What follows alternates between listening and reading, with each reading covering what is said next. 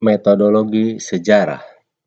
Untuk dapat menulis kembali peristiwa masa lampau menjadi suatu tulisan yang mudah dipahami dan menarik, maka diperlukan suatu metode.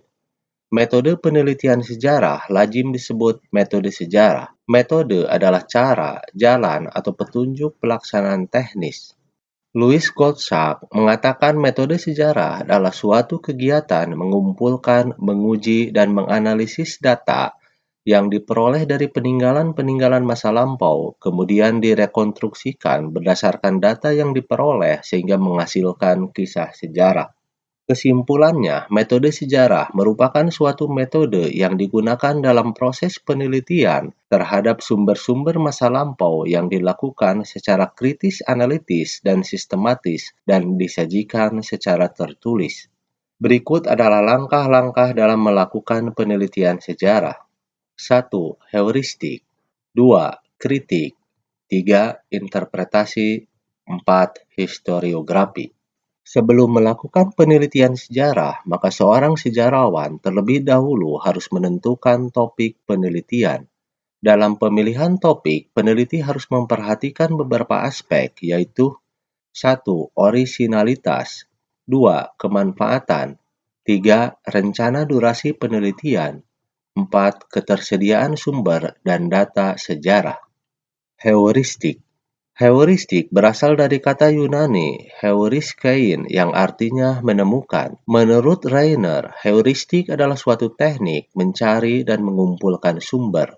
Dengan demikian, heuristik adalah kegiatan mencari dan mengumpulkan sumber. Dalam hubungan penelitian, peneliti mengumpulkan sumber-sumber yang merupakan jejak sejarah atau peristiwa sejarah. Banyak sekali tempat yang dapat kita jadikan sebagai tempat untuk menemukan sumber sejarah. 1.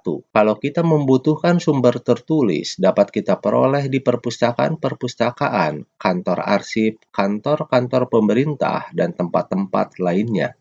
2. Lokasi yang kita jadikan penelitian pun dapat dijadikan tempat pencarian sumber. Di tempat ini, kita dapat menemukan sumber-sumber yang berbentuk benda atau artefak. Selain sumber-sumber benda, di lokasi penelitian kita dapat pula menemukan orang-orang yang masih hidup dan menjadi saksi dari peristiwa sejarah yang kita teliti. 3. Salah satu tempat yang sangat penting sebagai sumber sejarah yaitu Arsip Nasional yang berada di Jakarta. Di tempat itu banyak sekali tersimpan arsip-arsip sejak zaman kolonial. Kritik. Kritik adalah sebuah kegiatan pengujian secara kritis terhadap sumber-sumber sejarah yang telah ditemukan untuk memperoleh otentisitas dan kredibilitas. Tujuan utama kritik sumber adalah untuk menyeleksi data berbagai sumber yang telah ditemukan secara kritis sehingga diperoleh fakta. Kritik eksternal. Kritik eksternal adalah cara melakukan verifikasi atau pengujian terhadap aspek-aspek luar dari sumber sejarah sebelum sumber-sumber sejarah dapat digunakan dengan aman. 2. Kritik internal. Kritik internal adalah tahap dalam penelitian sejarah yang bertujuan untuk menguji kredibilitas dan reliabilitas dari sumber sejarah. Dalam tahap ini, peneliti melakukan kritik secara kritis terhadap konten dan substansi isi dari sumber sejarah. Interpretasi.